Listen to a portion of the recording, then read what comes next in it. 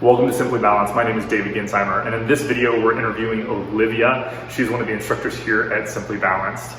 She's actually getting ready to go off to Master Instructor Training Program for her to become a Master Pilates Instructor with Balanced Body.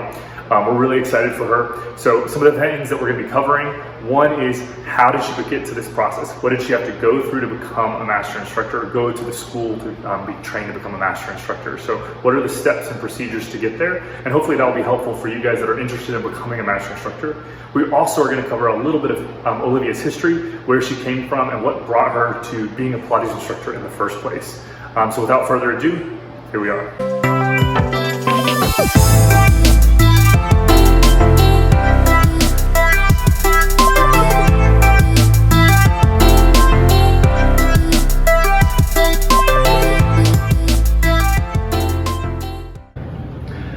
So Olivia, tell me a little bit about yourself. Where are you from?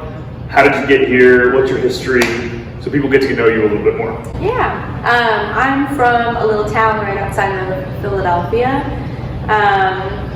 I was previously a dancer, like many Pilates instructors happen to be. What kind of dancer were you? I was a ballet dancer, so my mom started me in dance when I was 5, and I've been dancing all the way up until my 20s. Okay, so a long time. I'd say so. Okay, awesome. So what was with that history? Like, how did you get from dancing into Pilates? What brought you here? Well, I started Pilates through dance in lots of different summer programs. So I went to CPYB, Central Pennsylvania Youth Ballet, School of American Ballet, the Joffrey, the Juilliard School, and so I got little tastes of Pilates everywhere I went, just as a method of cross-training. My first grade Pilates teacher was Irene down at the Juilliard School, who's on faculty there, and she taught anatomy and kinesiology, and was really incredible. And then when I went to college, SUNY Purchase College in New York, shout out. Which is a great school, by the way. It's a great school. I did Pilates as well. Now, what did you major in at SUNY Purchase? I was a dance performance major. Okay, awesome. Of course, I mean, makes perfect sense. Yeah. Dance major. You're right. Well, when I left Pennsylvania Ballet, I really wanted to go to college, but I also wanted to dance at the same time, and I was hoping that I would get a career in dance after I graduated. And so you did a little bit of Pilates at SUNY, and is that when you fell in love with it? Not really. Okay. I had a great teacher, but I was exhausted from dancing like 9 in the morning until 10 o'clock at night. Right. And so when I went in, it was like once a week or twice a week.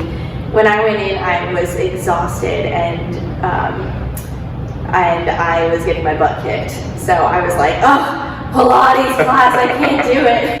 And what kind of Pilates was it?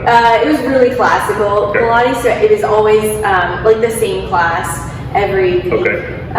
Yeah. Okay, so you didn't actually... I didn't adore it. You didn't adore Pilates. But I really respect my teacher. I thought she was incredible. Okay, awesome. So then, obviously, if you didn't adore it, so why are you a Pilates instructor now? How did you get to actually being a Pilates instructor? That was your So it's a journey. I left school with a job here in Nashville. I got a job straight from college with Nashville Ballet. Okay. And so I moved down to Nashville, and I was dancing and got a pretty bad injury, and it was pretty severe, and I had to get surgery, and the only thing that I could do was Pilates. So where did you do Pilates? Here at Simply Balanced. Awesome. And so we kind of helped you with the whole rehab process? Yeah, I'd say so. I was doing a lot of physical therapy, but I didn't really trust any other form of exercise. Besides, I did some swimming just to keep me like cardiovascularly in good shape. But strength training wise, like I couldn't go to a gym really So I really fell in love with Pilates reformer classes specifically. And was that your Felt first like time? the reformer gave me that like nice feedback and really support to my body. Now, was that your first time doing reformer? Yeah. Okay, so you didn't do it in college? No, it was just Okay. that in college. Okay, awesome. So the reformer is what brought you in and made you fall in love with Pilates. Yeah, Okay. I'd say so. That sounds about right. But now that I have gone through the whole program and I'd say that reformer makes me respect that way more. I would agree with that. Yeah. Honestly, that was one of the things that, from my background as a dancer as well, I enjoyed mat, but it wasn't my favorite thing when I first got started practicing, because I actually started on the reformer. I didn't start on mat. And then when I got certified, it made me really appreciate mat a lot more just because of the portability of it, the accessibility of it for myself when I'm traveling and guest artisting and things like that. So I totally get that. Yeah, and it's actually harder in a lot of ways. Yeah, because you have to hold yourself, right? Right, yeah. Okay, so you've been teaching for a while now, and recently you had some exciting news. You got asked to become a master instructor, correct? Indeed. With who? With Balance Body. Awesome. So you haven't actually done a master instructor training program yet, have you? Nope, I leave on Sunday. Oh, super I exciting. need to start packing. Yes, absolutely. So one of the questions I have for you is, throughout this process, like, how did you get to being asked to become a master instructor? Like, what was the steps that you went through and the process of getting there? Well, I was referred. I actually didn't even know that I was being referred by a certain gentleman next to me. So I think typically you have to be referred by a previous master instructor. Right. So yeah, one of the big steps is that most people think that they can just apply to become a master instructor, and you can, and you generally have to have absolutely phenomenal credentials to really get to that point. Most of the time you have to be referred by another instructor in order to go to the next steps through that process. So you were referred. What happened after that? Then came a series of applications and conversations. Because you weren't actually officially accepted, right? No, Okay. no. It was definitely a process. It probably took 4 or 5 months, I'd say. But I mean, there was a process before the process, so right. All in all, it probably took a year. Right. So when I asked for Olivia to become a master instructor, that was probably a 6-month process of me requesting for her to do that. And then after that process, they said, okay, we'd be interested in looking into her. And so then that's when you found out and you started going through the application process. Now, what was the application process? What did you have to fill out? What did you have to turn in? All of those things. I had to turn in all of my education, so my diploma and a really full resume, or I should say CV, because it was pretty in depth with where I've taught, how long I've taught. You need referrals. I needed lots of referrals, so I had one of the chiropractors that I referred to, and he refers to us, write me a letter of recommendation. A couple of your bosses too, as well. A couple of my bosses, yeah. So it was a few letters of recommendation. Gosh, what else? I can't even remember anymore. I don't know. You tell me. The last time I went through Master Instructor Training Program was almost 10 years ago. Yeah. So a lot's changed. A lot's changed in 10 years. Yeah, I think that it's gone a little bit deeper. So, how long did it take Balance Body to get back with you?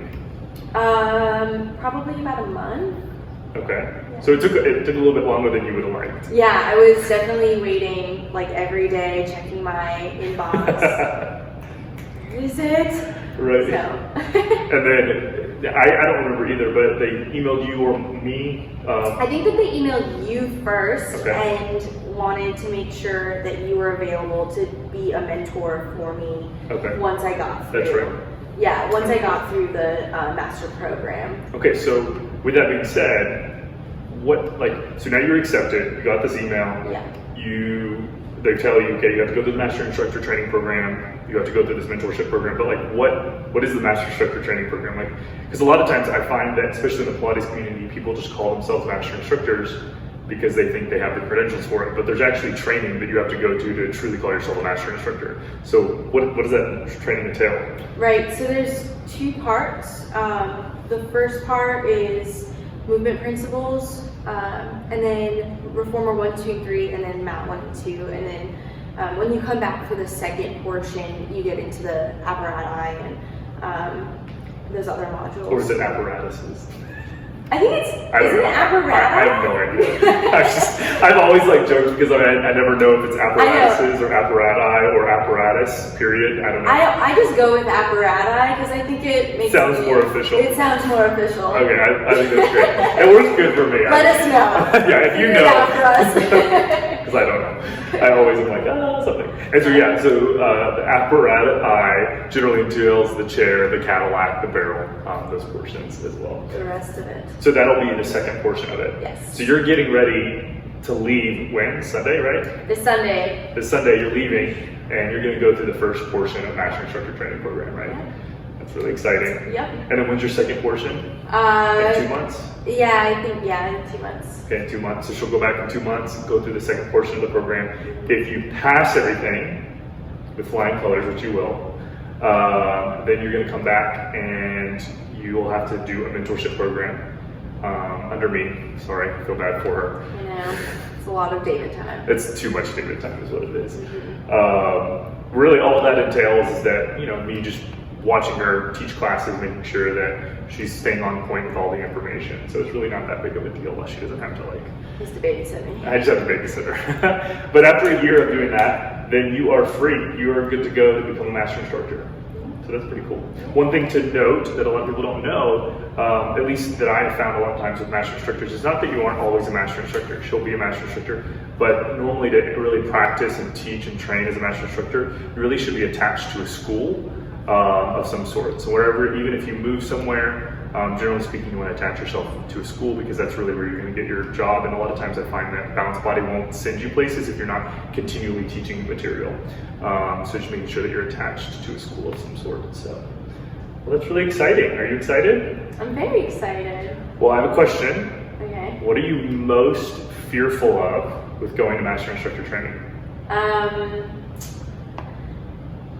I think, I'm not, public speaking is not my favorite, put it that way.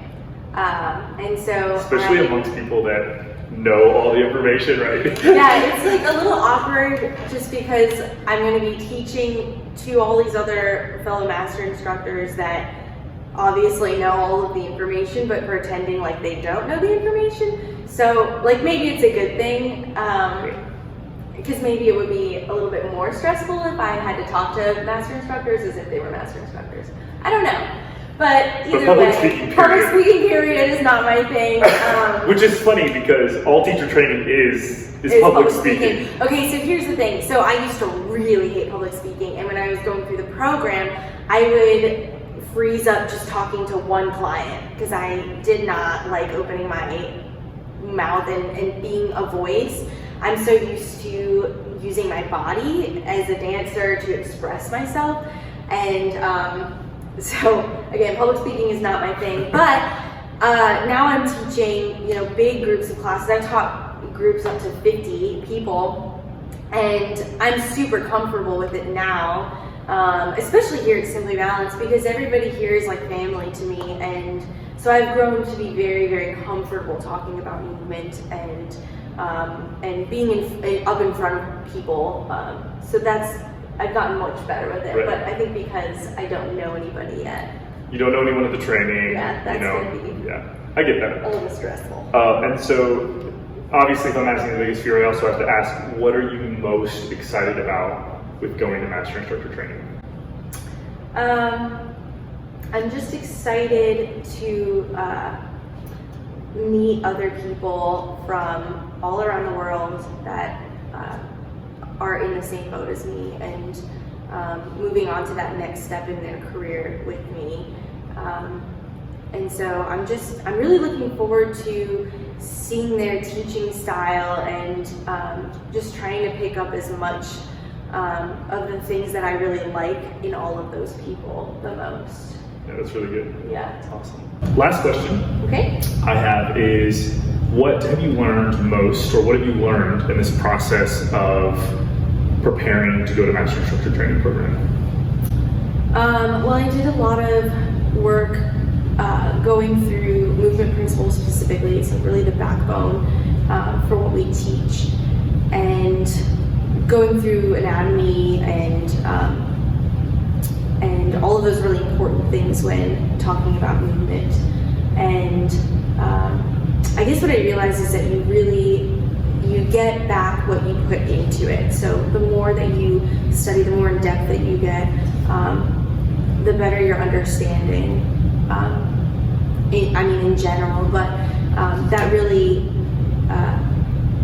is highlighted in your teaching. And so the more that you understand about how the body moves and the way that the muscles are in relationship to one another, the better teacher you're going to be. And that's what I've really realized in the last just few months of deep studying.